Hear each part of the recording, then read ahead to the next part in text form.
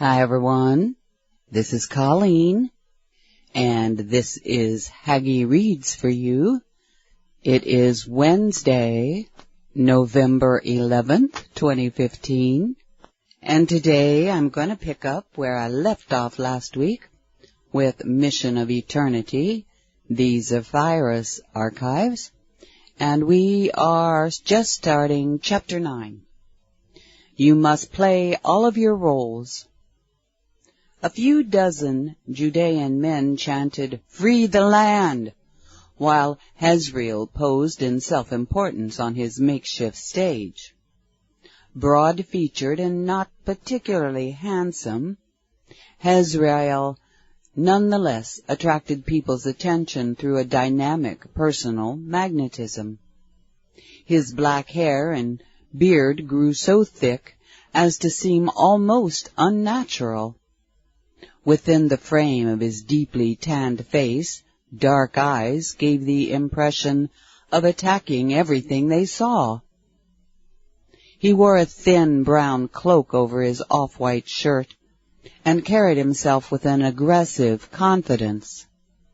From his wide leather belt hung a plain scabbard, above which could be seen a sturdy, quality-crafted sword hilt. Hezreel had selected the intersection of the two widest streets in the lower city, providing sufficient room for his address. The surrounding one-story flat-roofed buildings housed a variety of merchants and craftsmen, none of whom wanted such a disruption where they plied their trades.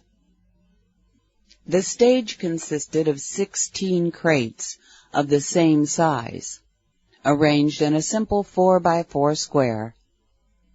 About knee-high to the average man, the platform afforded Hezreel sufficient visibility.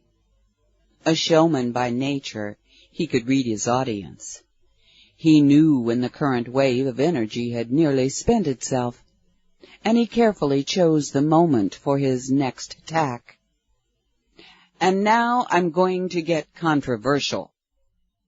His followers applauded and cheered boisterously.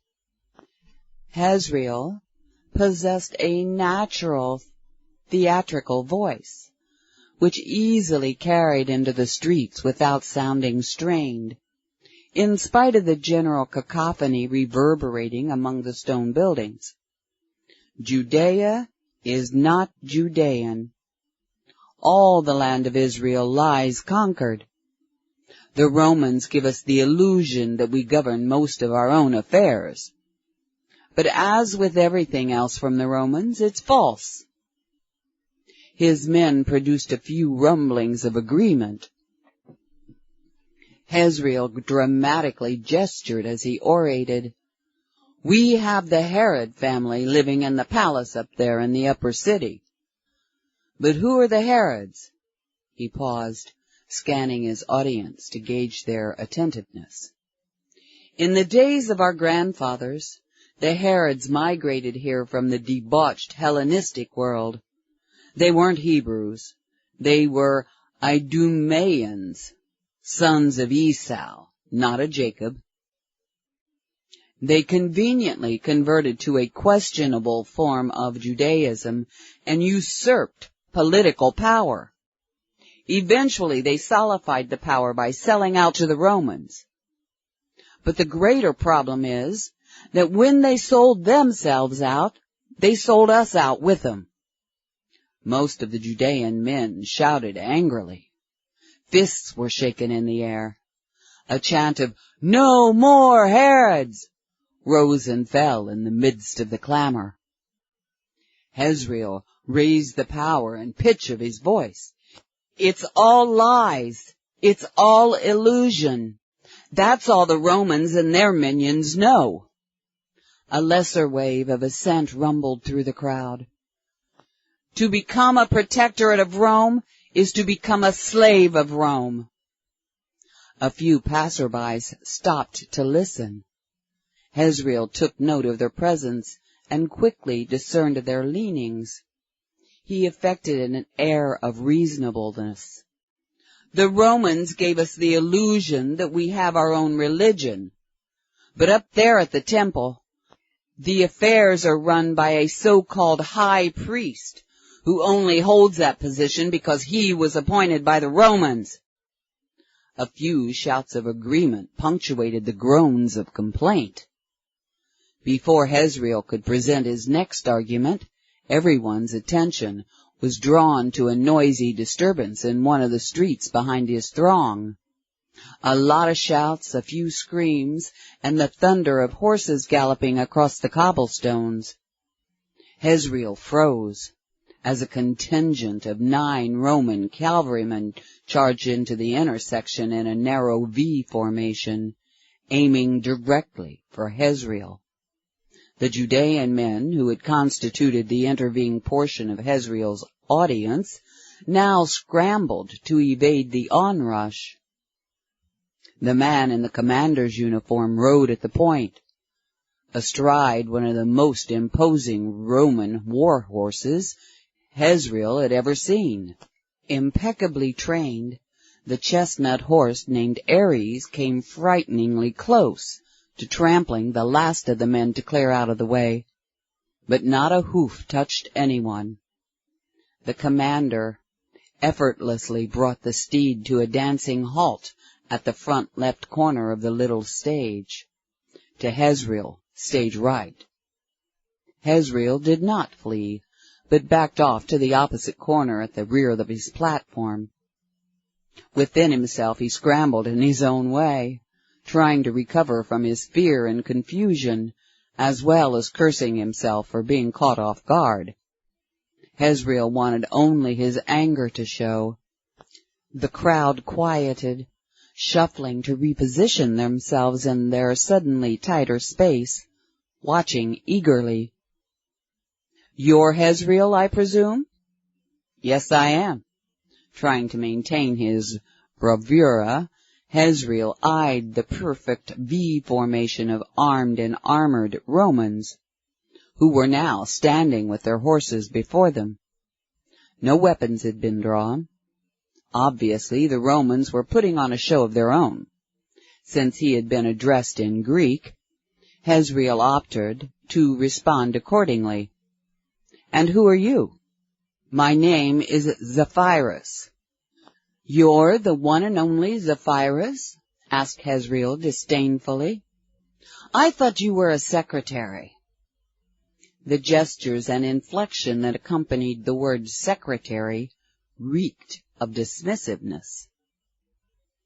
"Among other things, yes, I function as personal secretary to Governor Pilate, but I'm still on active military duty.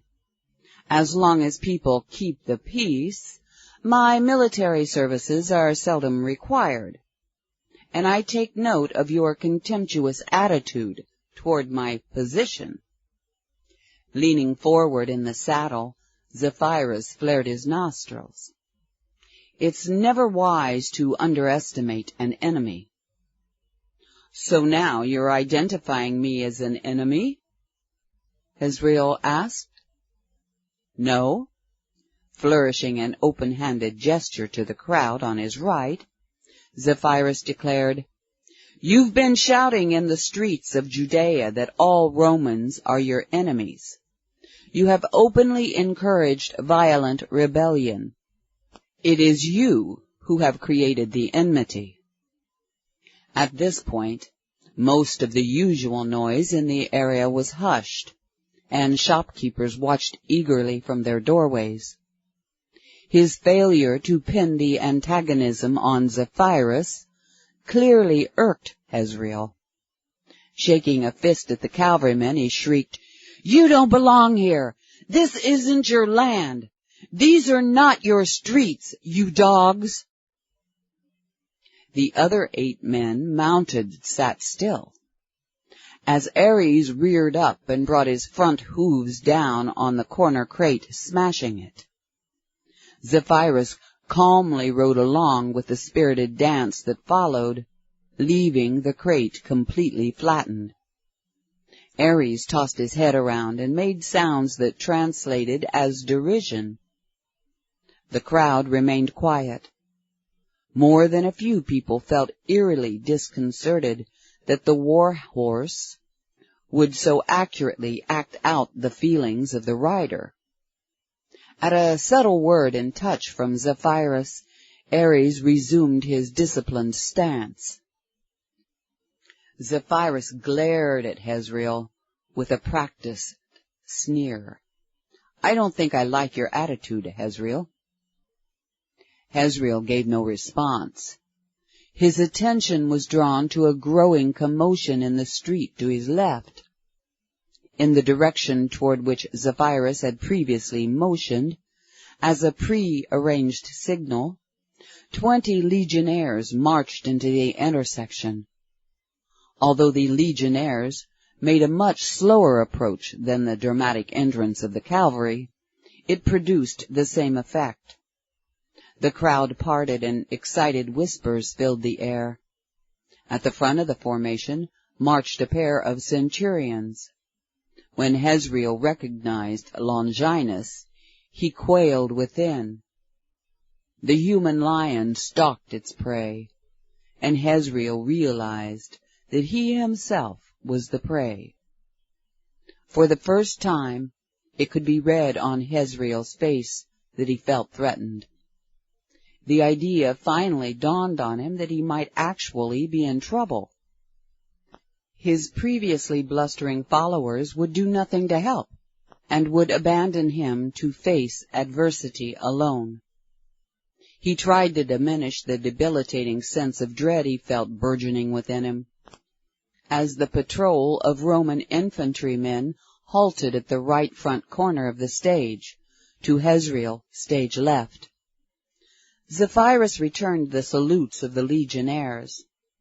"This man has publicly declared all Romans to be his enemies. He encourages his countrymen to rise in violent rebellion.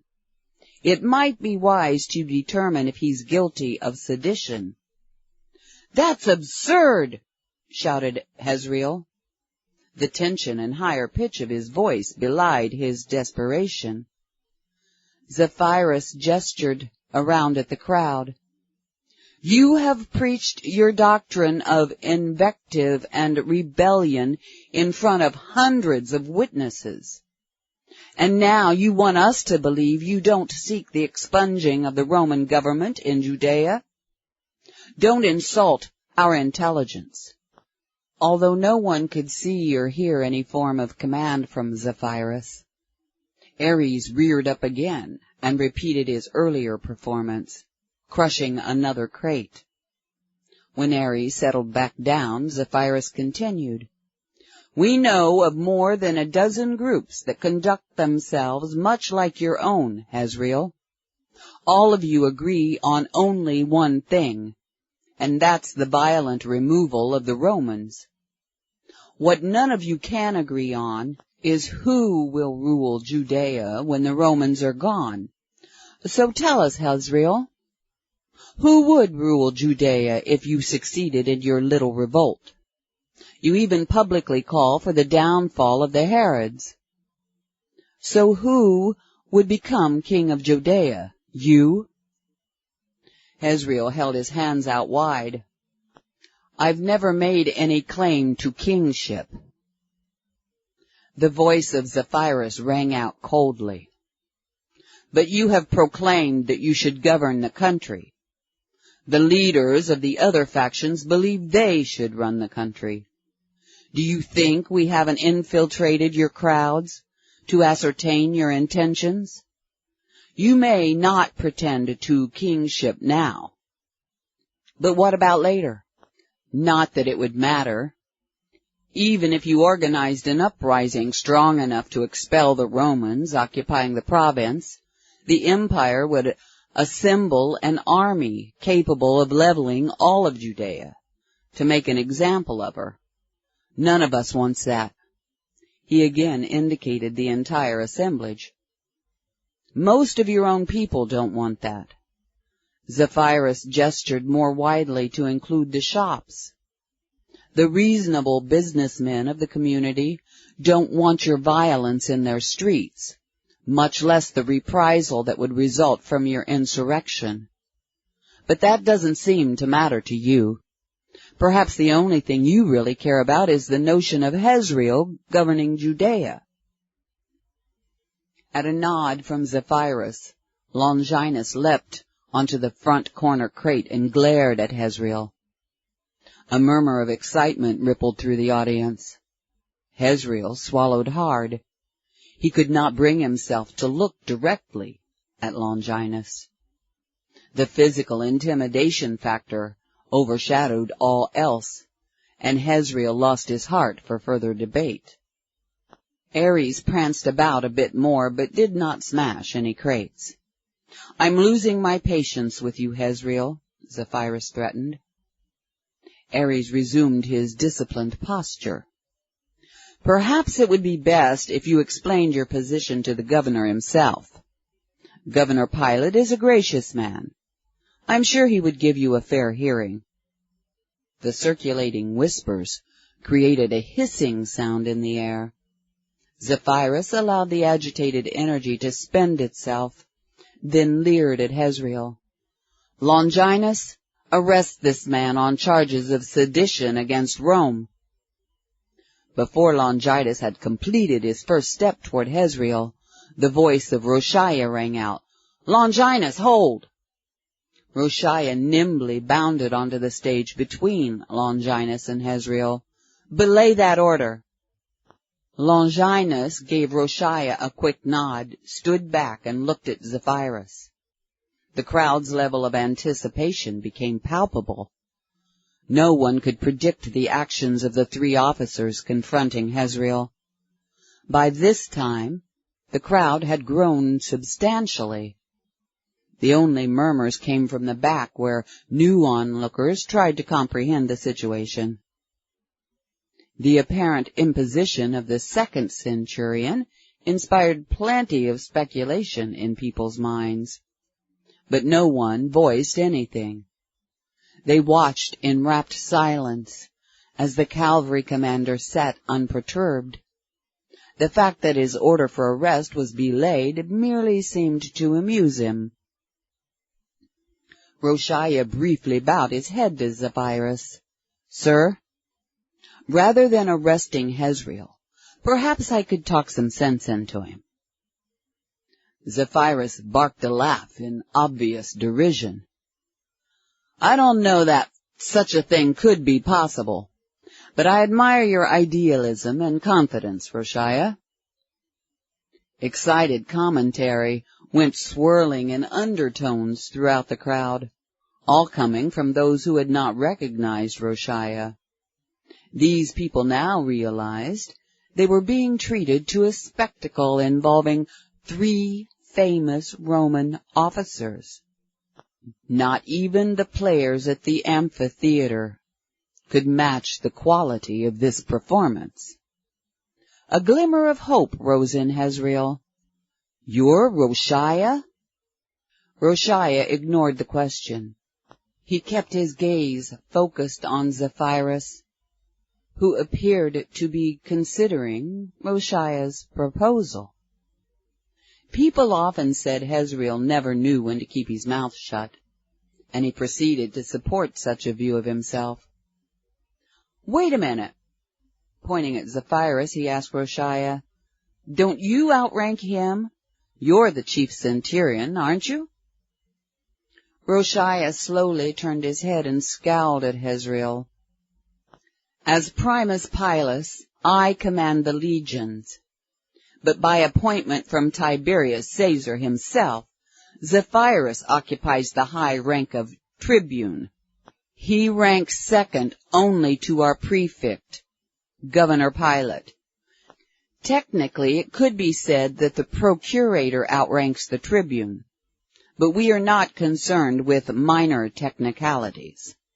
Since the procurator holds the purse strings, the arrangement is made for only the governor to outrank him. However, the procurator is not involved in the chain of direct military command in battle. Aside from all this, Governor Pilate has appointed Zephyrus to serve as acting commander." As such, Commander Zephyrus is commissioned to act with full authority of the governor himself. If I were you, Hezreel, I would hold my tongue." Shifting his attention back to Zephyrus, Roshaiah shrugged. "You may be correct, sir, but I would still prefer a more peaceful settlement." Zephyrus pretended to give the matter some thought, then effected an open-armed gesture of magnanimity. "Since we are only here to preserve the peace, let it be so." A wave of collective relief could be heard in the sudden whispering in the streets. Zephyrus put on a practical smirk as he glanced at Longinus with a casual shrug. "It won't hurt to indulge him. Besides, everyone we know respects the honor and wisdom of Roshaiah." Longinus accorded Zephyrus a quick bow. "We all appreciate your forbearance, Commander." No one occupied the limited space between the back of the makeshift stage and the wall of the nearest building, and Roshaiah indicated that Hezreel should step down off the back of the platform. Hezreel wisely complied. Roshaiah made a few other hand signals, and 6 legionnaires moved on to and over the stage to form a line of 3 soldiers on each side of Hezreel. Roshaiah addressed the few people who were standing near the back of the stage on either side. "Move aside, please. Give us a little room for privacy." As the people shuffled out of the way, the legionnaires took a few steps forward and formed their lines parallel with the sides of the stage, and a full stride out into the intersection. Roshaiah called out, "Thank you, folks." He promptly joined Hezreel, who was now visibly sweating and trying not to tremble. Roshaiah spoke intensely, but quietly. "Hezreel, have you taken leave of your senses? Here you are, antagonizing the second most powerful man in this country. Among other things, Zephyrus is the governor's best friend, and has been for over a decade. If Zephyrus brought you in on a charge of sedition, with witnesses, what chance do you think you would stand?" Roshaiah glared at Hezreel with a show of controlled exasperation.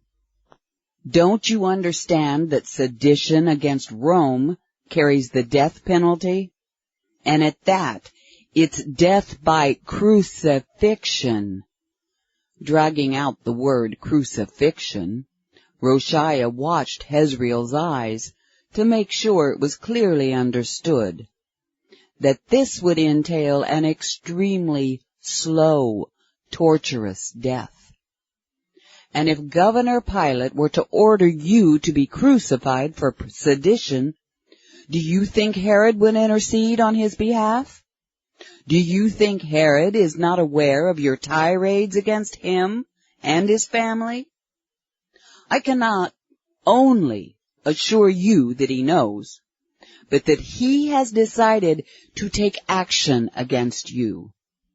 And you know Herod's methods. He would simply spring a surprise attack and slaughter you and your men right here in the street. So who would stand forth to save you? Caiaphas? Do you delude yourself into thinking Caiaphas doesn't know you rail against him and his priests as well? How many enemies do you think you can afford? Hezreel wavered, closed his eyes, and lowered his head, defeated.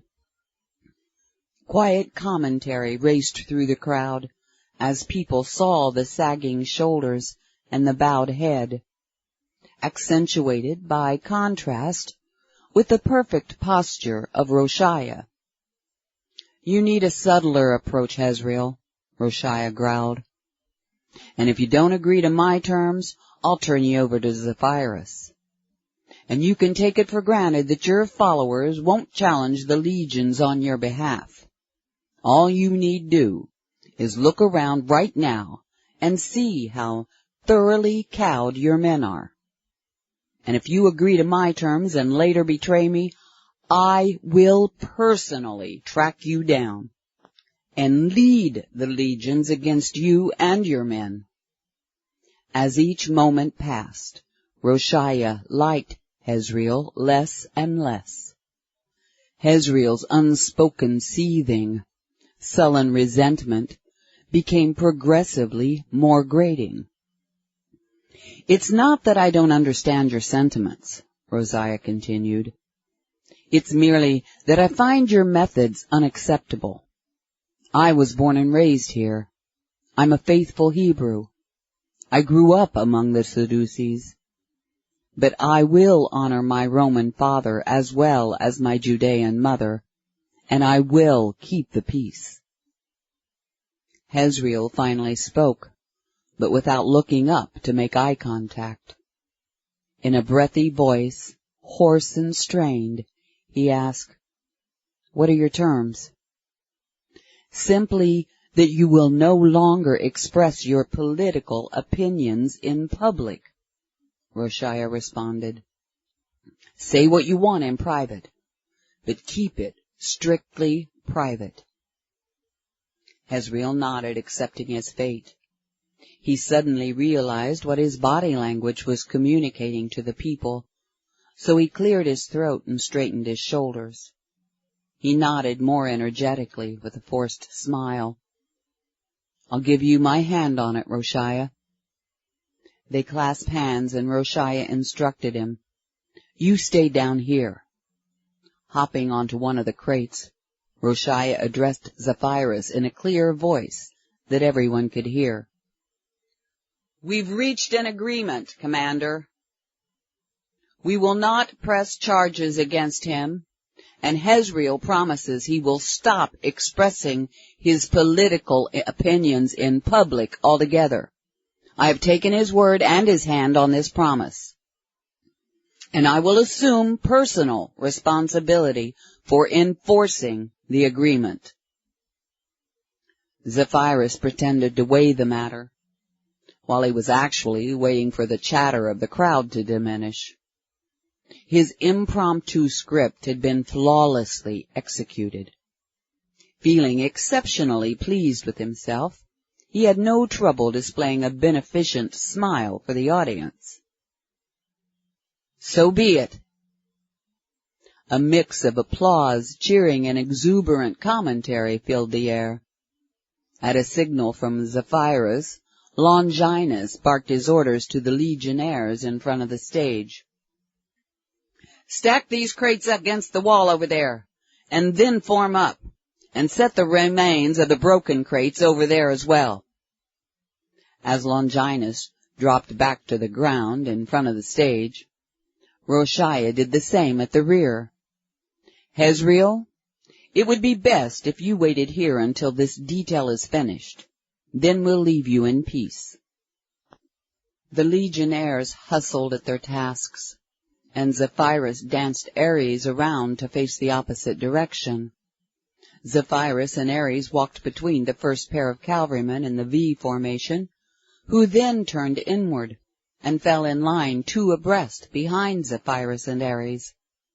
The second pair fell directly in line, as did the third and the fourth pairs. Their calm, peaceful departure struck a contrast with their stunning entrance.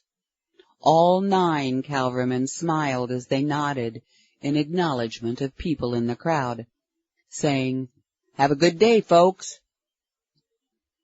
From one of the doorways, a shopkeeper called out, "Thank you, Commander Zephyrus." Zephyrus graced the man with a friendly smile. "You can go about your business in peace now. You and your neighbors are the ones who pay the rent here, not Hezreel and his henchmen." His comment elicited shouts of agreement, mostly from the businessmen. As the horse contingent exited and the legionnaires completed the dismantling of the stage, Hezreel struggled to maintain a show of dignity. He would have to face his men in the wake of his humiliation. Even though Roshiah did not care for Hezreel, he could not help but feel a degree of compassion. Roshiah still wanted to make a point, but he decided to soften it.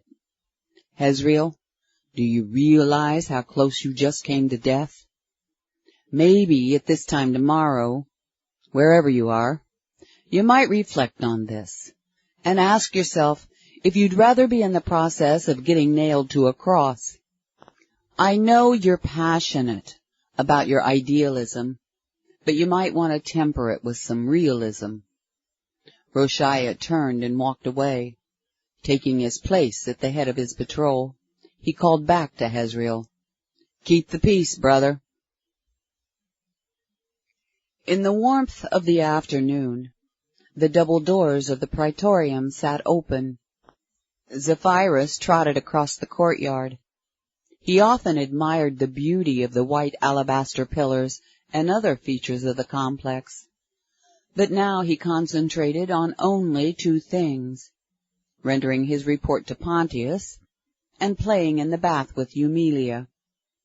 Still wearing his commander's uniform, his presence brought the lounging guards to their feet, including those who would otherwise have exchanged casual greetings with him, or perhaps even jibes. Zephyrus chuckled at them as he slowed down to a fast walk, approaching the threshold. "Relax, it's only a uniform." The guards tittered in relief, and one said, "It's not really about you, Zeph. It's what the uniform represents." Striding through the atrium, Zephyrus grinned at the sight of Hotep. "Greetings. Stiff and sore?" "Only in my body. My heart is singing." Trying to match pace with Zephyrus, Hotep winced. "But yes, my body is registering a few sincere complaints." "Just wait until morning," Zephyrus teased. "I would suggest a hot bath this evening. And speaking of a hot bath, is Eumelia waiting in my quarters?" Hotep smiled through his pain, anxiously. "Good. Go tell her I'll be there as soon as I report in to Pontius. Is he in his office?" "No, he's in his lounge on the second floor, entertaining Joseph." Zephyrus veered toward the stairs and started running. He called back over his shoulder, "Tell Eumelia that I'm anxious too." He bounded up the stairs two at a stride, and then gradually slowed his pace until he reached the open door of the lounge. Pontius and Joseph were relaxing on couches and conversing pleasantly. After their initial shock at seeing Zephyrus in his uniform, they both exploded into giddiness. Zephyrus decided to milk the comedic situation, so he strutted up to them in his most imperial fashion. He halted at full attention and saluted, "Ave, Caesar!" Without removing his helmet, he struck a commanding pose, feet at shoulder width, chest extended, fists on hips. In the midst of the merriment, Joseph asked, "Is this how to disguise yourself as a Judean?"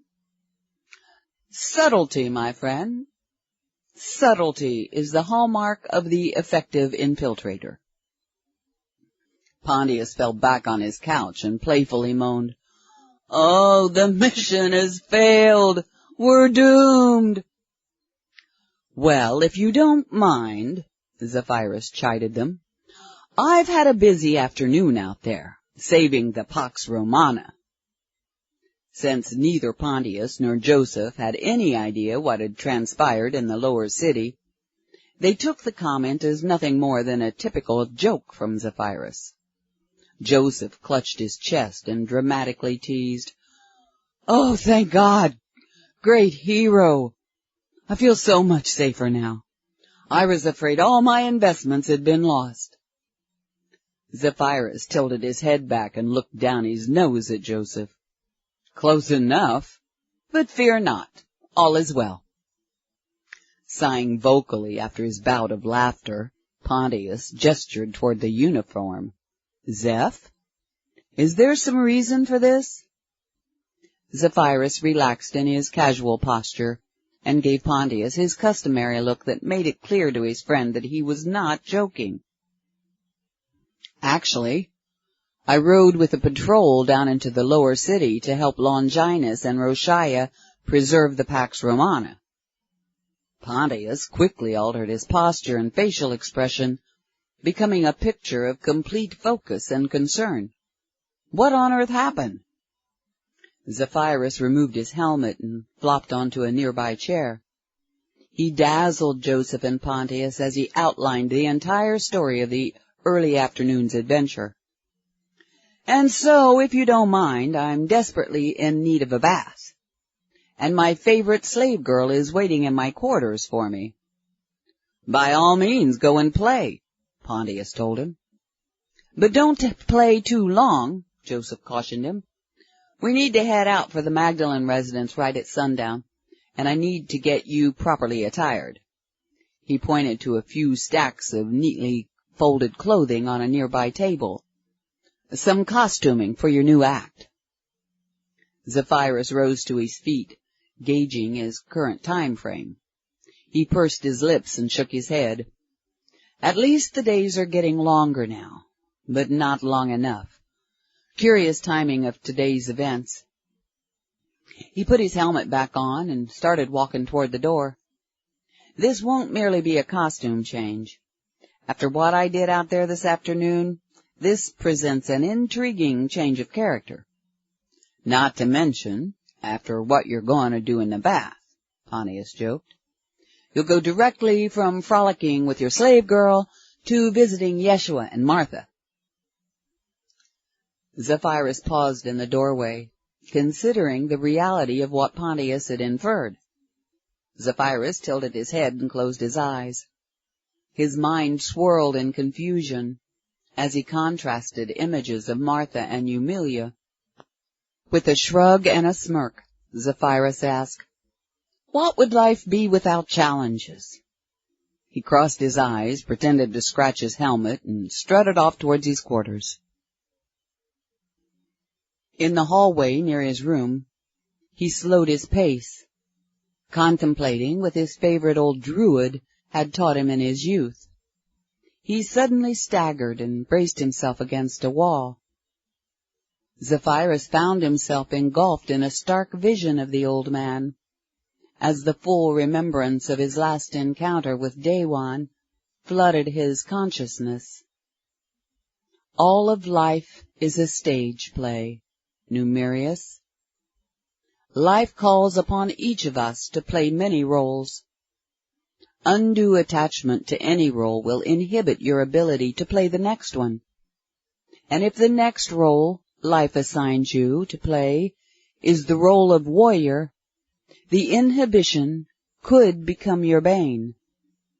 It is exactly the ability to embody a role and live it to the hilt, but to shift out of it instantly, to embody the next one just as fully, that creates a successful life.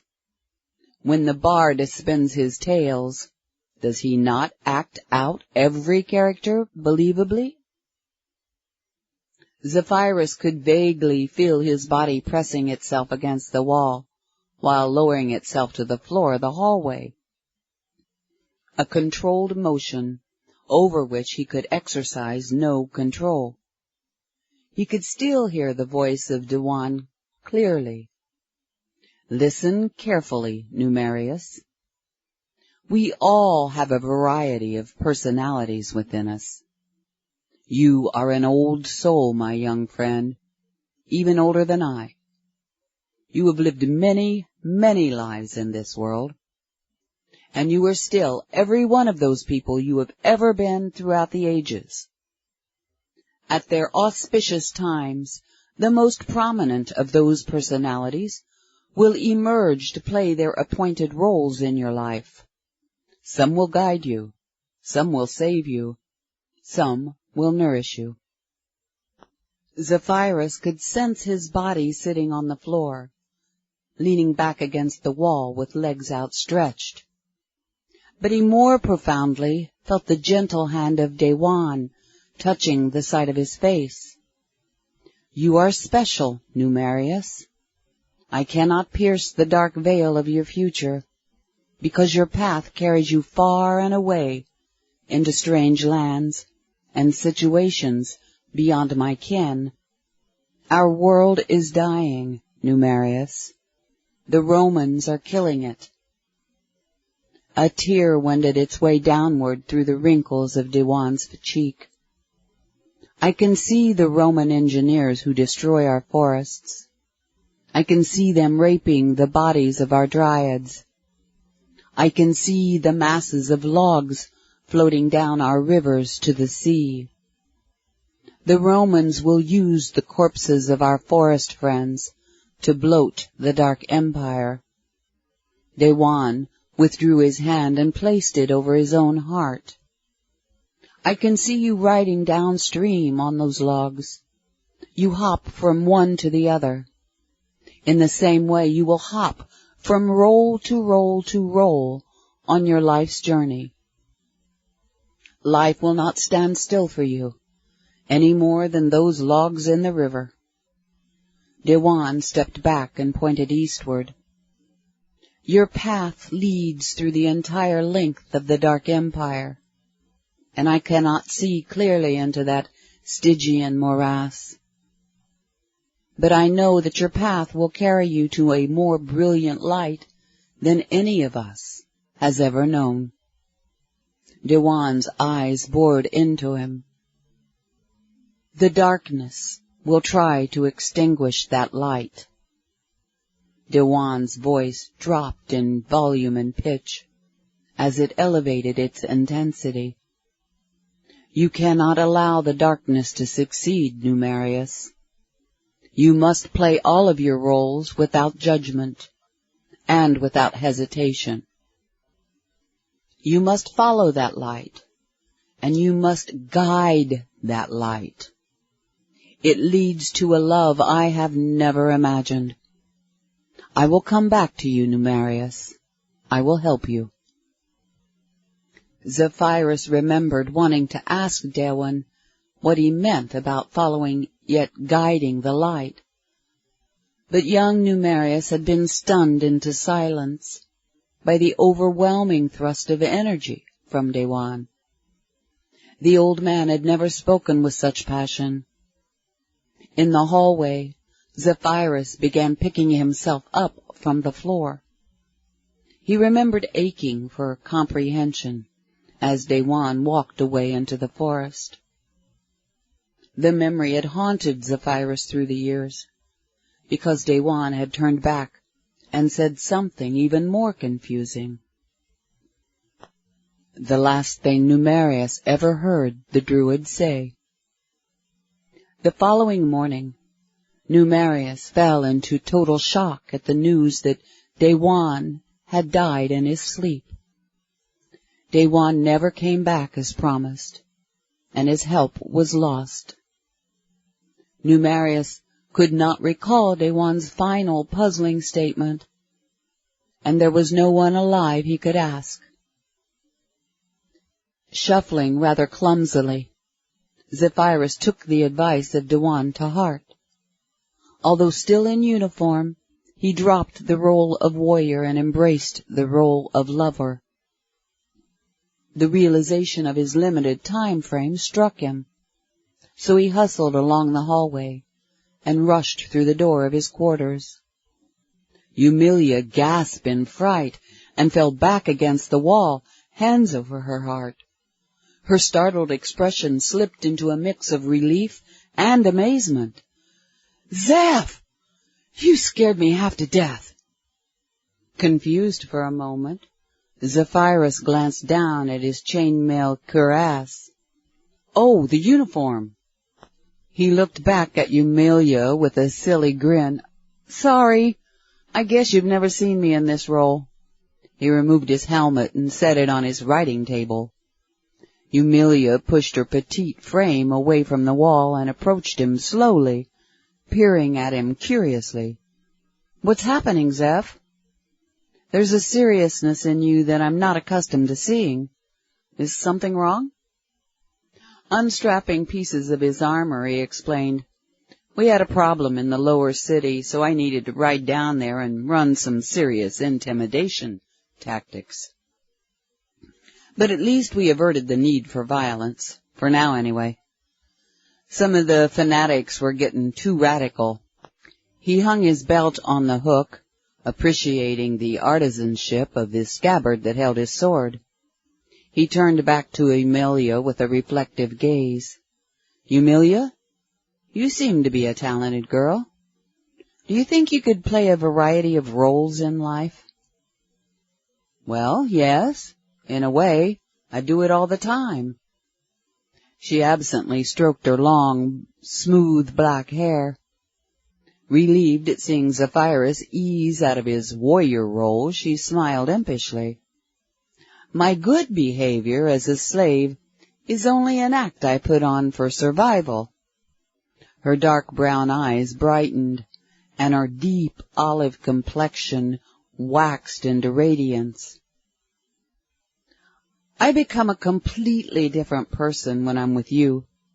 You allow me to be myself." "I wouldn't want you if you weren't you."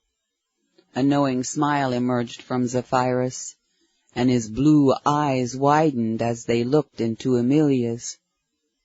"The true you isn't exactly a shy little slave girl." "Well, no," Eumelia intoned in a coy, sing-song voice. "I'm an Aries, after all." "How appropriate. You would have ridden your horse named Aries into the lower city, and now you're ready to ride another Aries. It's a role that suits my nature." Zephyrus found it easier to shift roles as he peeled off more of his uniform. "Let's go down to the baths and act out a scene, then. Unfortunately, this will have to be briefer than I'd like, because I have to go play some other roles. Hotep said you and Joseph are going to visit Yeshua." Her eyes glazed over in a dreamy wistfulness, and the resonance of her voice carried the longing of her heart. "I wish I could meet Yeshua." "That can be arranged, my dear, but first things first." Chapter 10. This could become an adventure. "Lazarus, could you please forgo the wine for one evening?" asked Martha. "Please?" Slouching at the table, dressed in a matching tan shirt and mantle, Lazarus rolled his bleary eyes. "What does it matter, Martha? I got enough in me already."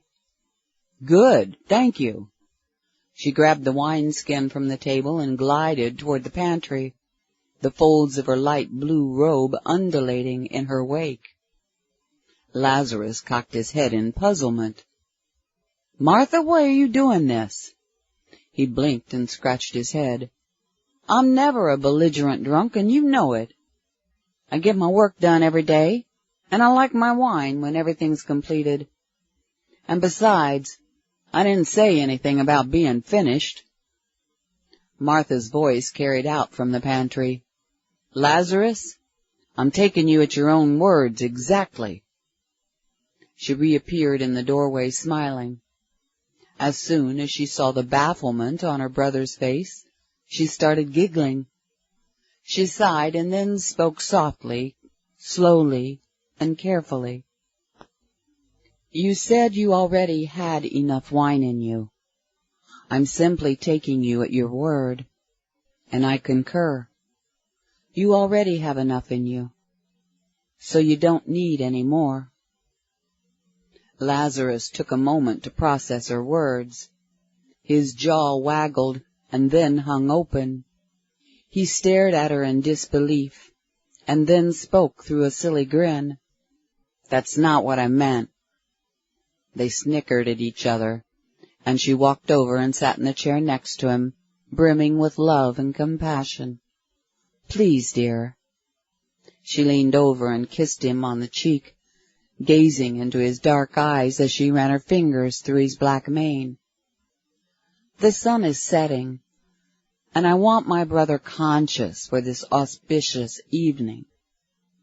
Easing herself back into her seat, she reminded him, "We have important company due to arrive here before long." He shrugged. "We might as well get used to it. Yes, she is attracting a lot of important people these days." He leaned forward, resting his elbows on the table. "It's amazing, really.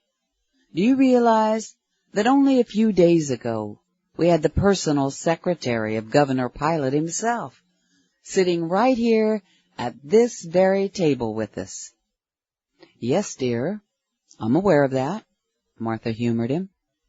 "And do you realize that only 2 nights ago we had the chief centurion of all of Judea right out there in our sitting room?" "Yes, dear, I sat out there with him. And Roshiah is every bit as wonderful as everyone says." Lazarus furrowed his brow. "Roshiah, right here in our house. Why didn't you wake me up for that?" "I didn't know that was possible," Martha responded flatly. Lazarus blinked at his sister as his jaw haplessly waggled again. After a moment of direct eye contact, they started giggling. Lazarus rubbed his face with both hands, guffawed loudly, and dropped his forearms onto the table. "Aw, come on, Martha. I was really tired that night." "And you had more than enough wine in you." Lazarus heaved a heavy sigh of resignation. "All right, I surrender." He picked up a sizable piece of bread and held it out for her to see. "I'll be a good little brother and soak up some of the wine that's already inside me." He broke off a piece of the bread and slouched back in his chair. "And so, who is this special company tonight?" "For one, Zephyrus is coming back." "That's 3 times in a little over a week," he exclaimed. His eyes took on a dreamy glaze. "I really like him." Lazarus blinked rapidly and looked back at Martha. "Are we really that important?" Martha chuckled at her brother's innocence. "Apparently so." "That's amazing," he mumbled, as he began chewing on some of the bread. "Is Roshiah coming with him?" "Zephyrus didn't say one way or another," Martha replied. "In any case, I'm sure you'll get to meet Roshiah before long. But Zephyrus is bringing someone else. Someone quite significant." An unconscious spasm jolted Lazarus as he grabbed the sides of his chair, as though he thought he'd fall out of it. "Don't tell me Governor Pilate's coming over." Martha reached out and rubbed his forearm. "No, dear. I doubt that will ever happen, but as you know, Mary and I spent most of the day at the palace with him yesterday." "Whew!" Lazarus rubbed his temples. "The way things have been going, we'll have the emperor sailing over from Rome to visit us." Martha narrowed her eyes in doubt. "It's far more likely that Pontius could end up visiting here some day." Lazarus raised his eyebrows. "Pontius? You call him Pontius?" "Yes." "To his face?" "Yes." He insisted on it. For Mary, too. He stared blankly at her. "Are you my sister?" She leaned over and kissed him on the cheek. "Always have been. Always will be. But the times are changing, and we're finding ourselves right in the middle of the changes." Lazarus remained rather blank. "And so who is the other guest?" "Joseph of Arimathea." Lazarus couldn't have shown any more disbelief if she had told him the governor and the emperor were both due at any minute. "Are you joking?" "No." "Joseph of Arimathea? Here?" "Yes," Martha replied. "Remember? Mary and I told you. He spent the day at the palace with us as well." They heard the sound of the side door opening, accompanied by Mary's musical laughter. Lazarus hissed, "She's bringing someone in here with her." He sat up straight for the first time and bit off another chunk of the bread. When Mary and Joanna walked into the room, Lazarus clutched his chest. "Joanna, thank God! I thought you were Joseph of Arimathea." Martha burst into such intense laughter that tears immediately came to her eyes. Mary stared at her brother in bewilderment. Joanna looked askance at Lazarus. "I beg your pardon?" Realizing that Martha was in no condition to help him explain, Lazarus grinned sheepishly. "Sorry, I was confused." Joanna's demeanor remained noncommittal. "Obviously." Mary walked around the table and kissed her sister on top of the head. She stroked Martha's hair. "Martha, it's so good to see you enjoying yourself more these days." Mary moved over to Lazarus, leaned over and kissed him on the cheek. She stood up straight, ruffled his hair, and gestured at the table in front of him. "What, no wine?" Lazarus pointed at Martha. "The overseer took it away." "Well, good for her," Mary declared. "You should listen to her more often." Lazarus playfully moaned, I know. Standing directly behind him, Mary massaged his scalp with her fingertips. "Yes, you know it up here in your head." She smoothly slid her hands down the side of his face and down to his heart, and she leaned over. She nuzzled the right side of his neck and rubbed the area around his heart and solar plexus. "But you don't know it down here in your heart." Mary straightened up and ruffled his hair again. "So, you only half know it." She asked Martha, "Where's Yeshi?" "Meditating." Joanna asked, "Lazarus, have you ever considered replacing wine with meditation? With Yeshua living in your house, you could easily emulate him." She smiled wryly as Lazarus rolled his eyes and smirked at her. Joanna put on an innocent expression. "There's no requirement for you to provide a contrast with him." Joyfully taking the bait, Lazarus leaned forward and spoke with a passion that was not entirely feigned. "Yeshi says we need to stop making comparisons. Since none of us can be completely equal in everything, we're either comparing ourselves to something lesser or something greater, and neither is healthy. If you compare yourself to someone lesser, you feed your vanity. If you compare yourself to someone greater, you make yourself feel like a clod of dirt." He bit off another chunk of bread and began chewing vigorously. Joanna gestured toward Lazarus as she addressed Mary and Martha. "You see, he really does listen." At the sound of a knock on the front door, Lazarus glanced around at the three women. "You mean we actually have Joseph of Arimathea standing on our doorstep right now? This is unbelievable." "No, Lazarus, it's perfectly believable. Get used to it," Mary teased. "Martha, will you answer the door? I'll go get Yeshi." As Martha walked around the table, Joanna told her, "I'll position myself between Lazarus and the wine." Lazarus guffawed. "Oh, yes, indeed. That'll stop me. Maybe if you had Longinus with you." Leaving the room, Martha called back, "What if someday Longinus appears as one of our guests?" She could hear Lazarus and Joanna joking with each other, but she lost interest in the words. Her awareness became consumed by an uneasy feeling at the thought of greeting Zephyrus at the door. She was never sure how to deal with the energies he invariably projected at her. Moving through the archway and toward the door, she thought, "I just need to be kind."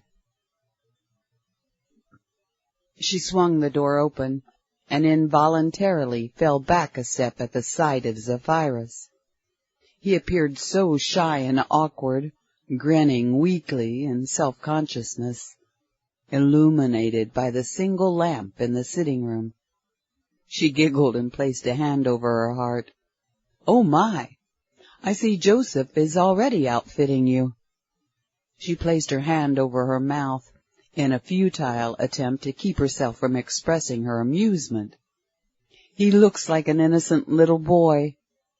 Martha sighed and smiled warmly. "Oh my! Just the sight of you. Well, don't just stand there. Come in." Zephyrus crossed the threshold. "Hello, Martha." He did everything in his power to contain himself and to keep his voice neutral. Only this morning Hotep had told him, "I know you don't mean to get in her space, but you're all over it. The best thing you can possibly do is back off. Give her a month." Zephyrus felt so unsure of himself in the present situation, in the first moment of what he felt would probably stretch into the longest month of his life. His energies are different, Martha thought. He feels withdrawn and so delicate. Martha gently held his upper arms and softly kissed his cheek. She moved back to get a better look at him in the lamplight. "Actually, this is a handsome shirt and mantle, Zeph." "Of course it's a handsome outfit," Joseph declared, ambling across the threshold. "Do you think I'm going to dress him in rags?" "Forgive me if I had thought or insinuated anything of the sort, Joseph." Joseph and Martha shared an enthusiastic hug and kissed each other on the cheeks. "Come on in, please." Martha stood aside as Joseph passed, and she caught sight of the figure in the shadows on the doorstep. "Roshaya, I'm so glad you could come along." They exchanged kisses and a brief hug, and Roshaya moved aside. In her peripheral vision, Martha caught a glimpse of a shadow moving at the doorway. Her head whipped around and her curiosity intensified as a tall, sturdy man strode into the threshold. The man's bearing spoke of power and authority, and the stance he took on the threshold inspired an overwhelming feeling of intimidation in Martha. Once Roshaya was no longer blocking the direct light from the lamp, she could see the stranger closely. Stately and handsome, he wore the garments of a chief priest. His black hair was flecked with more than a little gray, and his beard was mostly shot with white, but he radiated an aura of robust health.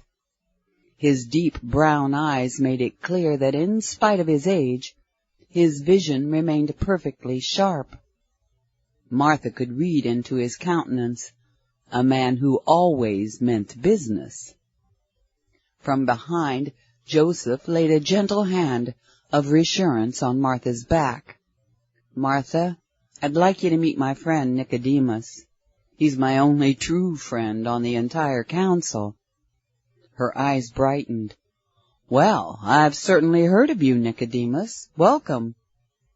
Her ominous feeling diminished sufficiently so that her lungs no longer felt constricted. At a slight increase in pressure from Joseph's hand, supporting her heart from behind, she moved forward rather tentatively. She had to stand on her tiptoes to kiss Nicodemus on the cheek. "Come in, please." Nicodemus joined the other 3 men, and all 4 of them stood side by side in the full light of the lamp. Martha surveyed them with her hands on her hips, making as full as an assessment as she could. Joseph, as expected, Roshia, steady as ever, but his arrival a pleasant surprise, Zephyrus, suddenly an unfathomable mystery, and Nicodemus, an unexpected member of the Sanhedrin Council, whose presence loomed as nothing short of domineering. Martha found it challenging not to flinch from his piercing gaze. She asked Joseph what she realized was a rhetorical question. "You brought Nicodemus to meet Yeshua?" "And he will be the only one," Joseph replied. "Nicodemus and I found ourselves outnumbered 68-2 in the Sanhedrin. And fortunately, no one else on the council knows we're as close as we are, and we definitely want to keep it that way." "No, we wouldn't want to be suspected of collusion," Nicodemus remarked sardonically. "Heaven forbid." In a voice positively dripping with sarcasm, he added, "Not in the midst of all those righteous men. God strike us dead if we were somehow to offend their sense of purity." "Who else is here tonight, Martha?" Joseph asked. "Yeshua, my sister Mary, my brother Lazarus, and our friend Joanna." This is the first time I've seen Joseph look so serious. Joseph nodded thoughtfully. "We'll need to make sure that none of us remembers that Nicodemus and I are here tonight. And the same applies to all future meetings, which I hope will be plentiful." "Joanna completely understands," Martha assured him. "And once Lazarus understands, he'll be trustworthy as well. Present company accepted, Lazarus is no admirer of the council." "Good," Nicodemus growled. "Neither am I." He turned his head as a movement in the archway caught his attention. His customary gruff deportment softened as he peered into a pair of bluish-gray eyes that seemed to emit a light of their own. Nicodemus thought of trying to discern if this phenomenon were a trick of the light of the lamp, but somehow he knew otherwise. He also knew that a beautiful young woman stood beside the man with the sandy-colored hair and shining eyes. But Nicodemus realized he was far less interested in looking at a beautiful young woman than he was in gazing into the young man's eyes. This could only be Yeshua. "Hello, Nicodemus," Yeshua murmured. Nicodemus could feel the sound of the gentle voice, powerful enough to tumble the walls of Jericho, flowing through every part of his body. The sensation reminded him of experiencing an extremely efficacious healing potion. He wanted to return the greeting, but nothing in his body would respond. Yeshua stepped forward and cupped his hands over Nicodemus's heart. "When you were small, you hid many treasures inside here, to shield them from a harsh, unappreciative world. Even though a lot of your treasures have slipped below your memory, it's now safe to allow them to return to the surface. At this point, I'd like to address a concern," said Lazarus, "and I'm talking about how to help Yeshua reach a broader audience, how to get more people interested in utilizing what he has to offer." He sat at one end of the table, now relatively sober. He felt comfortably acquainted with Joseph, Zephyrus, and Roshia, but remained a little leery of Nicodemus. Lazarus found the overbearing demeanor of Nicodemus to be rather off-putting, but he had no intention of letting himself be intimidated in his own home. To his left sat Joanna, Martha, and Mary, with Yeshua at the other end of the table. To Yeshua's left sat Joseph, Nicodemus, Roshia, and Zephyrus.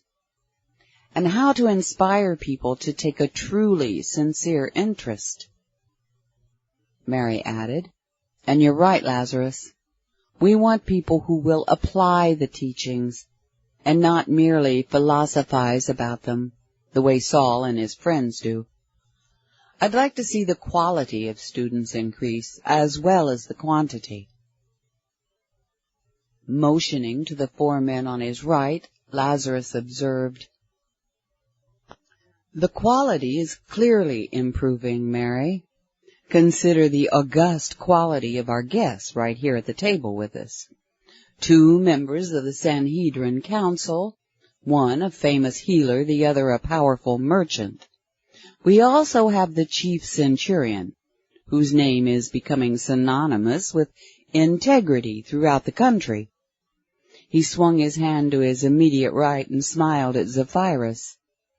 "And then we have the most important Roman in all of Judea." "Well, that's a slight exaggeration, don't you think?" asked Zephyrus. "Not at all," Lazarus disagreed. "Quit playing humble, Zeph. Answer these questions honestly. Aren't you Pilate's foremost adviser?" "Yes, but that hardly makes me the governor." Lazarus ignored the response. "You've undoubtedly counseled him not to take various actions. Has Pilate ever ignored your advice and done anything contrary to your counsel?" Zephyrus fidgeted. "Well, no, but he trusts me." "Exactly," cried Lazarus, pounding his right fist on the tabletop. "That's what Yeshua told us the first time you were here.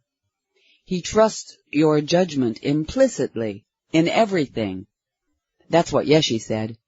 He also told us you're Pilate's primary source of information, insight, and inspiration. Yeshi's words exactly." Lazarus leaned back and sneered. "Have you ever suggested a course of action that Pilate hasn't taken, or a policy that he hasn't enacted?" Zephyrus could feel his cheeks flush, tingling with embarrassment. He weakly shook his head and mumbled a barely audible "no." Lazarus plunged headlong into his argument, offering no quarter. "So, who is it who actually makes all essential decisions of state in Judea? Pilate? No, it's you. When it comes right down to it, Pilate is your errand boy." Zephyrus fished around in his mind for a response. "Well, but legally, Pontius holds the power of life and death over me." Lazarus guffawed even more loudly than usual. "Ha! You're his best friend. He loves you. Mary told me about the way Pilate cried just at the thought of you not spending as much time with him at the palace." Lazarus picked up a half loaf of bread from a plate and broke off a chunk. He tossed the remainder back onto the plate. "That was a flimsy rebuttal, Zeph." Joanna tilted her head to the left, addressing Mary and Martha. "I told you to, Lazarus listens when Yeshua talks. Your brother is a much better student than you give him credit for." She raised her eyebrows to Yeshua. "Were those exact quotes? They sounded perfect." Yeshua nodded, smiling serenely. "Verbatim." "But back to my point," Lazarus continued. "Consider the quality of Yeshi's guests at the table tonight. It's our house, but they're his guests." With an open hand, he gestured emphatically at the 4 visitors. "August company." Lazarus made a sudden shift in mood. He snickered and sighed. "You know, Yeshi, I was beginning to worry that you were going to keep attracting more of these overgrown street urchins of yours." Everyone, including Zephyrus, instantly began laughing hysterically. Lazarus had created the tension, but he also provided the comic relief. Mary's beautiful soprano giggles rang out in the surprising crescendo. Even the usually somber Nicodemus reveled in the fun. Mary, Martha, and Joanna were all too familiar with the functionary followers, as Mary called them. Each of the women had a clear vision of certain ones they did not care much for, and they giggled as they mentally applied the designation overgrown street urchins to men like Simon the Rock. For a few minutes the conversation dissolved into disjointed comments and jibes, punctuated with spurts of unbridled mirth. No one seemed to take any particular note that this was the first time Nicodemus had loosened up and freely participated in the joviality. Yeshua, obviously exercising his tolerance, finally projected his calm, soothing voice over the mild cacophony. Now, let's be kind. Lazarus crudely imitated Yeshua's gestures and inflections. Now, let's be realistic. Joseph impishly grinned at Yeshua. Speaking of our overgrown street urchins, I couldn't help but notice that we didn't notice them. I was almost hoping we'd be accosted by them on the way in. It would be fun to meet them, simply to marvel at how a teacher of your magnitude could have students who merit such a reputation. They deserve a better reputation than the one they currently have, Yeshua responded, and I trust they'll outgrow it. But at any rate, I've assigned them the task of making extra preparations for our trip to Caesarea. They think it's an important assignment, so it will keep them busy and out of the way for now. Since we're going to meet Pontius at his headquarters in Caesarea before long, I gave my friends the assignment of going there immediately after the Passover to stir up some interest. Lazarus made an unintelligible grunting sound. That could prove to be counterproductive, you know. But this doesn't bring us any closer to resolving the question at hand. There must be some way to attract a larger audience. I've pondered a possible solution, Yeshua said somewhat hesitantly. And since we have such a splendid array of advisors here this evening, why don't I toss it out for general discussion? I vote yes, Lazarus called out, raising his right hand. Joanna reached over and rubbed his shoulder. Patience, my dear, all things in due time. Anything that helps, Lazarus mumbled. In my mind's eye, I'm getting the image of a two-edged sword, Zephyrus mused. So I would surmise, Yeshi, that your idea has both drawbacks and merits. While your idea would draw more people, it might simultaneously divert their attention where you don't necessarily want it to go.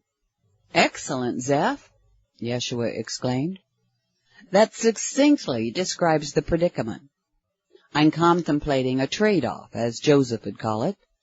I'd like to find a balance between the two extremes. Roshaya looked thoughtfully at Zephyrus. Interesting analogy, Zeph. When assessing the merits of a sword, you're always concerned with its balance. Oh dear, Martha sighed. Isn't this the story of our lives? In everything we do, we need to find our balance. So true, Mary agreed. What we need to do now is help Yeshi find an appropriate balance in his proposal. Joseph peered inquisitively at Yeshua. Which is... Thus far, began Yeshua, I've concentrated on the higher spiritual teachings and their applications in our lives. The aim has been to help establish a more expansive conceptual framework, while simultaneously inspiring the heart. Our interpretation of reality sets the template for how our consciousness creates our experiences in life. If you believe God is a mean old man who thrives on meting out punishments, you'll take a beating, life after life. But if you believe God is the infinite cosmos itself, and that the essence of infinity is divine love, you will begin rising up from the morass of the world, instead of sinking into it more deeply. The soul has undergone an incredibly long journey to reach the depths of this world. I'm offering the soul itself an opportunity to turn around and ascend back toward the Godhead. It might require several more lifetimes, but it can be accomplished through devotion to the ascent. But that's a hard product to sell to the masses, Joseph observed. Most people are too concerned with what they put in their bellies, and others such mundane matters. You're right, Yeshua agreed. So I want something to help me bridge the gap. There's even a gap at this table because I still haven't persuaded Nicodemus to embrace my teachings. He smiled amiably at Nicodemus. You're a bit skeptical, and that's fine. You're open and curious because you can sense the presence of the Holy Spirit embodied in me. You simply need to be shown. But for the masses, the gap is a lot wider. This is why I've thought I may have to appeal to them on the physical level and offer public healings. That would be superb, Nicodemus exclaimed, suddenly becoming animated. As a healer, I know there are many people who will simply want you to fix them so they can go right back and keep doing whatever caused all their problems in the first place. In my work, I brook no such nonsense. If people aren't willing to change the way they live and shoulder some responsibility for their health, I send them straight out the door.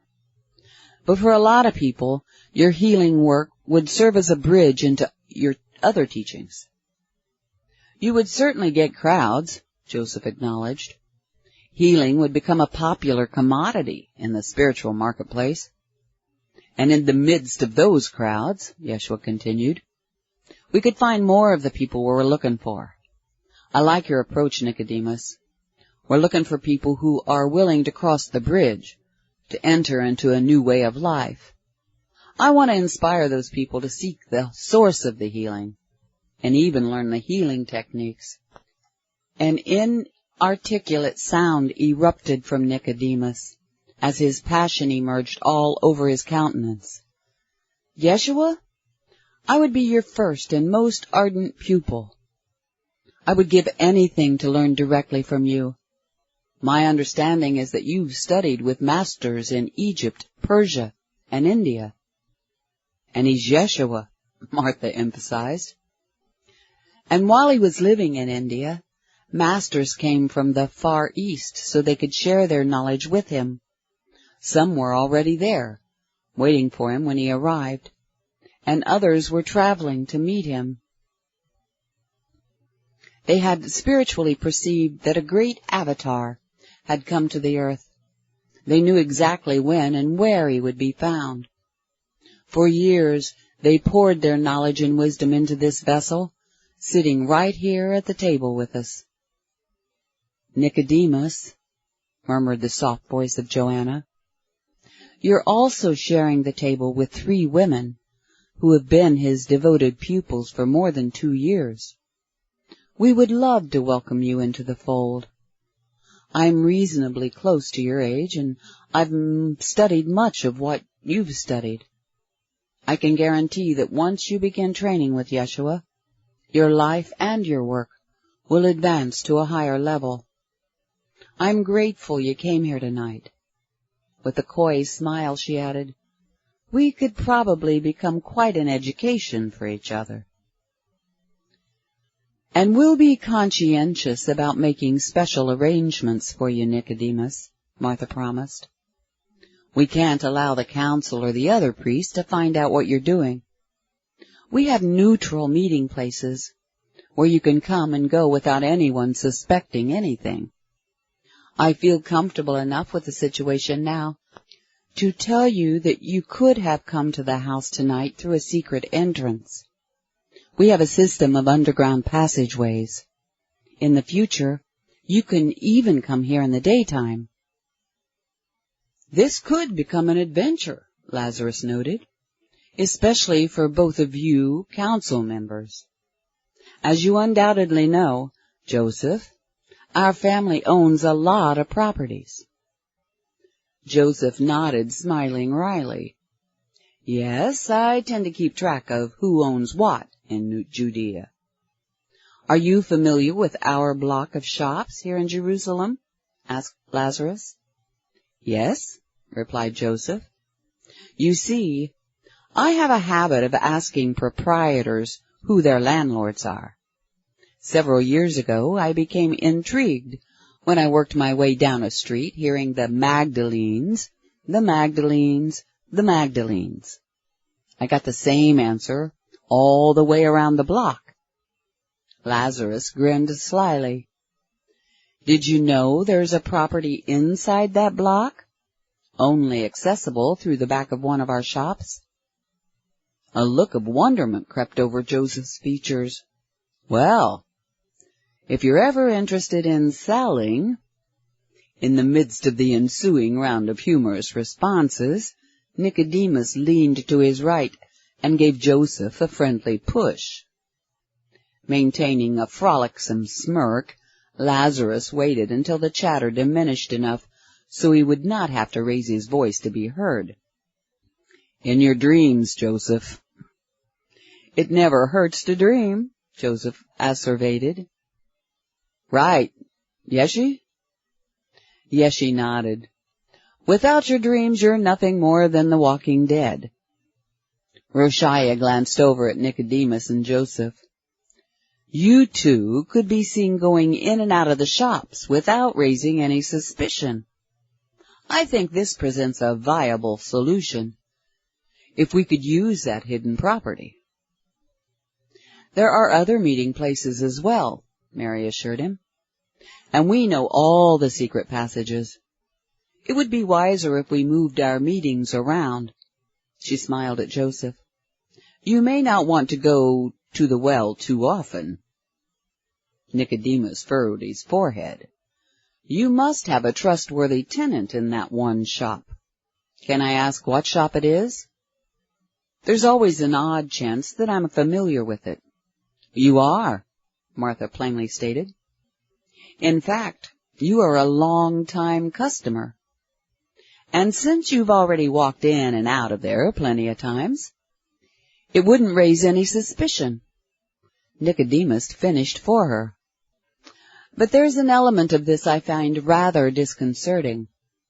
It feels odd to think that people I've never met somehow know about places I frequent. He shrugged off his concern. But that's what happens when you're well known. And so, I already know the shopkeeper? Martha tendered him a reassuring smile. The entrance to the haven, as we call it, is at the back of Deborah's apothecary. Nicodemus threw himself back in his chair. I've known Zacharias and Deborah for years. Zacharias runs a clean and efficient business, and Deborah has established herself as a terrific herbalist. She's developed a few tinctures I've never let myself run out of. Joseph gave Nicodemus a playful nudge. Guess what? I'm one of her suppliers. Nicodemus looked askance at Joseph. Aren't you one of everybody's suppliers? Joseph threw a brief glance at Lazarus. In my dreams, yes. He leaned back, audibly sighed, and closed his eyes. His joviality melted to a wistful expression. To become everybody's supplier. Maybe someday. If only. See what he's like? Nicodemus asked of no one in particular. If you proffer an exaggeration like this, he immediately starts trying to dream it into existence. I admire that tendency, said Martha. If only more of us could employ that kind of an approach in more areas of our lives, it would result in a significantly different world. One I could almost live in, muttered Zephyrus. Chapter 11. The heavens have stationed you. Joanna stood at the back doorstep. allowing her vision to adjust to the moonlight. She scanned the gardens and fruit trees. In the still air, she could hear only the faintest murmur of soft voices. Near the garden shed, Mary and Yeshua carried on a conversation with Joseph and Nicodemus. Joanna sensed that Nicodemus had already begun to open himself and to broaden his perceptions. Perhaps 30 or 40 paces away, Lazarus and Martha spoke with Roshaya. Lazarus made no effort to conceal that he was fascinated by Roshaya, and was making strides toward establishing a friendship with him. Joanna allowed her gaze to drift across the grounds, through the patches of moonlight and moonshadow, until she spotted Zephyrus. Standing alone, staring at the nearly full moon, Zephyrus pondered his new assignment of duties and weighed his options. But his mind wandered aimlessly. He gave up trying to focus on his priorities. His hands listlessly explored the textures of his new clothing, the shirt, the mantle, the belt. It barely registered with him that another pair of hands had begun touching his clothing. "Hello, Zeph," whispered Joanna. She nestled into him, held him firmly, and kissed him warmly on the cheek. "You seem to have a lot weighing on your mind and heart this evening."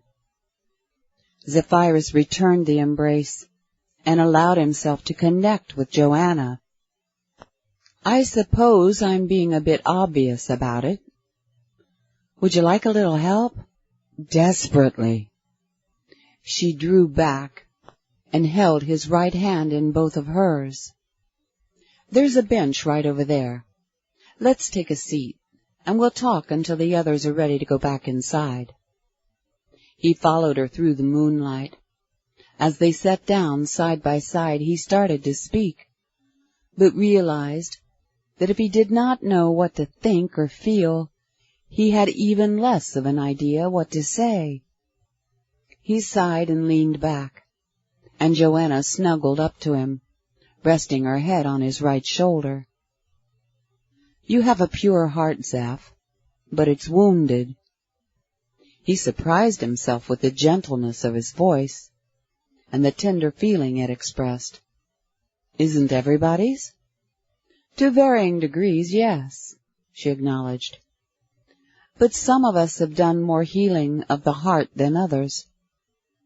A wave of tension squeezed the gentleness out of his voice, and his pitch dropped an octave in a quick "oh." Joanna placed a surprisingly warm hand over his heart. "The process will take some time, Zeph. But here, you've entered a circle of friends who can help you more effectively than anyone you've ever known." She moved her hand slightly upward and to the left of his sternum, and slowly rubbed his sore spot. "What are some of the things clouding your mind this evening?" "I'm feeling such an enormous pressure," he told her. "I want to extract so much pertinent information, but I don't want to dominate all the conversations. And I don't know where to start anyway. I suppose you've heard about my new assignment of duties." "Yes, and we'll all help you with every part of it," she assured him. "We'll teach you all about our customs, our history, our religion." "Speaking of your religion," he interrupted, "Pontius and I really need to grasp all the facets of this messianic fervor that grips most of your population. It's a destabilizing force, and that concerns us more than anything else. In most provinces, the governors typically stay in office for 1 or 3 years, but here, in hopes of encouraging some semblance of stability, Tiberius wants the governors in place for a whole decade." "How interesting," exclaimed Joanna, lifting her head to look at him.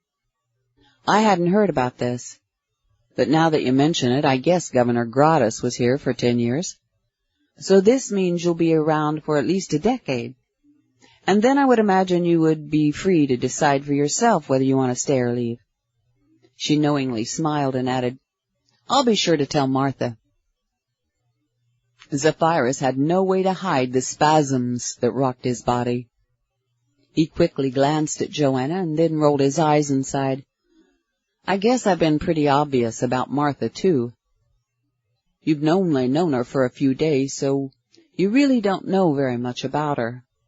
I've known her since the moment she drew her first breath. In fact, my mother served as midwife, and I was right there helping as part of my training. I was 18 at the time, with one child of my own. Sitting up and turning sideways, Joanna curled her left leg under so she could talk to Zephyrus face to face in the moonlight. I helped raise Martha. I've lived on this property for most of my life, although I often travel with the Magdalenes when they go to Bethany or stay at their northern estate in Galilee. So you know the wounds Martha's heart has taken, Zephyrus mused, and almost everything else about her. Yes, I do, Joanna whispered, taking his right hand in both of hers. Do you know why she's not married? Zephyrus cleared his throat and breathed deeply. I've heard she was once promised in marriage, but her betrothed was killed in the same shipwreck as her parents. She was only weeks away from her 14th birthday when it happened, Joanna told him. She and Lazarus were barely of age to inherit everything. Right from the first, Martha shouldered most of the responsibility, but Lazarus has grown into his position as the official head of the family. Even though he drinks too much wine, Zephyrus muttered, in an effort to numb his pain and cope with the pressure. A strong wave of emotional energy swept over Zephyrus. And that's one more heartache Martha has to bear. Joanna squeezed his hand. Did you know that Martha is at least as empathic as you? And yes, we know of your empathic abilities. Well, expelling a vocal sigh, Zephyrus looked imploringly up at the moon. I know she's an advanced soul, and she's exceptionally talented in spiritual matters. She's as empathic as you are, Joanna repeated softly but emphatically, which means that she knows exactly how you feel about her. And this leads us right back to why she's never been married. Don't you think that Martha just might have had her share of suitors through the years?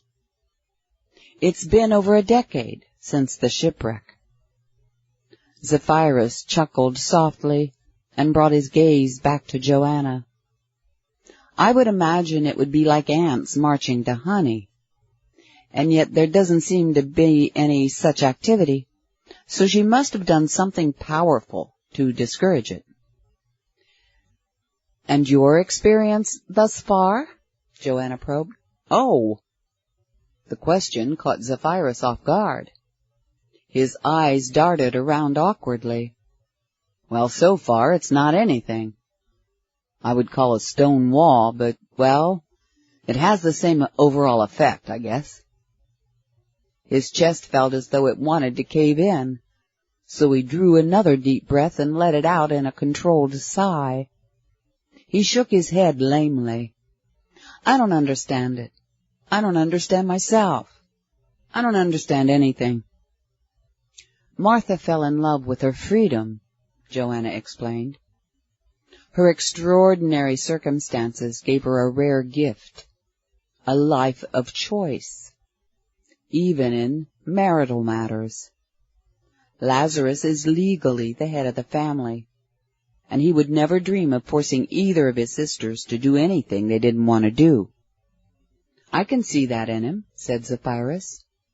For all his gruffness and bluster, he has a genuinely caring nature, especially when it comes to his sisters. And Martha is really more like a mother to him anyway. She's the authority figure here. Yes, you're right, Joanna acknowledged. Lazarus would have a hard time functioning if he didn't have Martha to look after him. So he grants her a life of freedom that most women could never comprehend. She's had 3 relationships, but all 3 men pressured Martha in various ways, but to the same end. They all wanted to dominate her. And although they proved themselves to be clever actors, Martha eventually came to sense their greed regarding the Magdalene wealth. It's been over 2 years since her last relationship ended. Since Mary brought Yeshe into our lives, Martha has devoted herself wholeheartedly to her spirituality. As you know, Zeph, she has a magnificent heart, and she's a strong woman. But as you may not know, she aches for a real partner, one who can stand up with her emotionally, intellectually, and spiritually. She would love that kind of relationship, just like you would. She squeezed his hand again as she said the word you. I don't know that I've ever wanted it, he mumbled.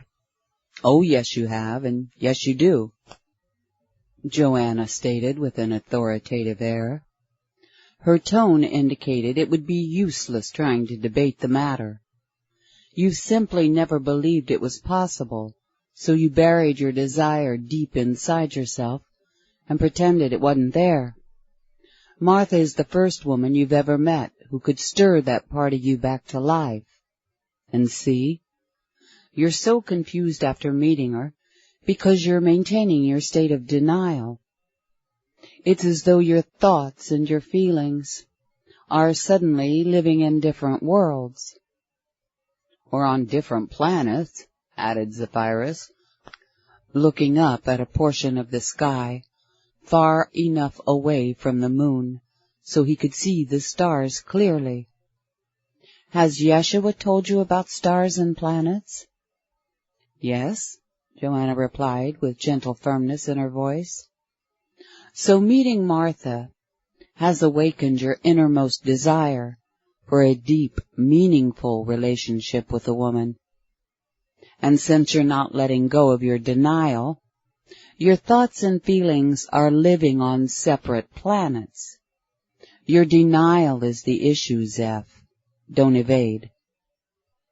Zephyrus caught himself wanting to explain it all away. It would be so stupid to insult Joanna's intelligence with some lame excuse. What does Joseph call a mental fabrication? Oh, yes, a cerebration. Zephyrus moaned quietly and slouched. Maybe you're right, Joanna, but I need some time to sort it all out. I need to find my new center of balance. And so does Martha, Joanna said softly.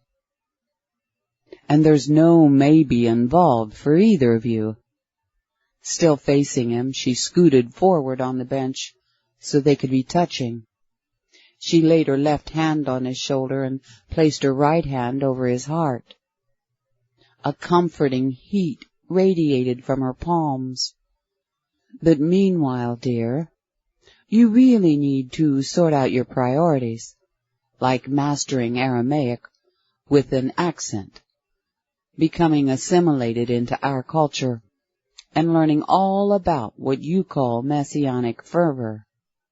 As a nation, we need your help, Zephyrus. The heavens have stationed you in a phenomenal situation. Do you realize that even Yeshua is counting on you? He is? The notion seemed absurd. Yes, she assured him. Yeshe told us that you will find solutions to problems that none of us can even comprehend. Not even Yeshe himself. He's not a political being. No one in our group is. And we're clearly headed toward political entanglements. If it were merely Judean political intrigue, this might not perplex us to the degree we're feeling. But with Roman politics interlaced with Judean, the very notion overwhelms us. Joanna tilted her head at an angle that allowed the moonlight to illuminate her face. She bore an expression reminiscent of an 11th hour prayer. Yeshua keeps insisting we need to proceed in faith, and we all marvel that he's asking us to invest our faith in you, a Roman. Yeshua has a few hundred friends and followers among the Hebrews. You might appreciate that more than a handful would balk at the idea of Yeshua actually needing to depend on a Roman to guide him through the darkest, tightest passage. That's why we've all agreed to keep this secret right here in this inner circle. Without any effort, Zephyrus gathered himself together. The internal motion of energy felt spontaneous and inevitable. He shifted on the bench to face Joanna, matching the earnest power of her gaze. I'm also burning with desire to speak with Yeshi about a treatise I've been studying, entitled An Egyptian Mathematica. I find it simultaneously amazing, challenging, and exciting. He paused and relaxed his gaze. Gratitude for Joanna's help welled up in his chest. He leaned forward and kissed her sweetly on the lips, then straightened up and graced her with a silly grin. But I guess that particular discussion can wait. I'm going to knuckle under to fate and assign An Egyptian Mathematica a relatively low priority rating. Wisdom would so dictate, Joanna told him. She reached up with her right hand, delicately probing his jaw. 1 day's worth of stubble. You have a bit of growing ahead of you in a variety of ways. She withdrew her hand and sat up straight, wearing an expression of intense resolve. Here's our goal, Zeph. We'll help you fully grow into your new role, physically, emotionally, socially, intellectually, and spiritually. And we'll help you do it in the time it takes for your beard to grow out completely, to the point that you look more like a real Judean. This will give you a practical and visible measuring rod for your progress. Zephyrus pondered her suggestion briefly, and he could feel a weight lifting. You're brilliant, Joanna. This relieves me of a lot of the pressure I'd created for myself. Thank you. Relieves you of pressure? She asked in astonishment. One would think I had just laid a mountain of pressure on your shoulders. Even if you had, it would prove irrelevant. Reaching out to take her right hand in both of his, Zephyrus poured his attention into her eyes. His empathy provided a lucid read of her consternation. No, Joanna, you've helped empower me to carry mountains. If Yeshua exercises that level of faith in my capabilities, it means I truly possess the capabilities. All I need do is cultivate them. As my friend Hotep would say, I've never known Yeshua to be wrong about anything. Joseph and Nicodemus resumed their seats at the table, as Mary and Yeshua carried in more food and water. The atmosphere felt more convivial than it had before they'd taken a break and enjoyed their conversation outside. Even Nicodemus appeared to be relaxed and thoroughly enjoying himself.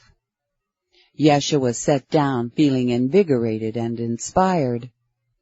Mary poured water into all the cups and softly set the pitcher down in the center of the table. The only thing I'm having trouble with, Nicodemus began, is the thought of engaging in this training on the Sabbath. Part of me feels obligated to observe the Sabbath, and another part of me reels at the thought of missing a training session. But as you say, Yeshua, I need to find a new center of balance within myself. Simply that you were able to answer my questions beyond all expectation shows me that I need to respect everything you do, even if it's working on the Sabbath. The other part of me still resists because the law was inculcated into me from infancy. An old interpretation of the law, Joseph corrected him, easing himself into her chair on Yeshua's right.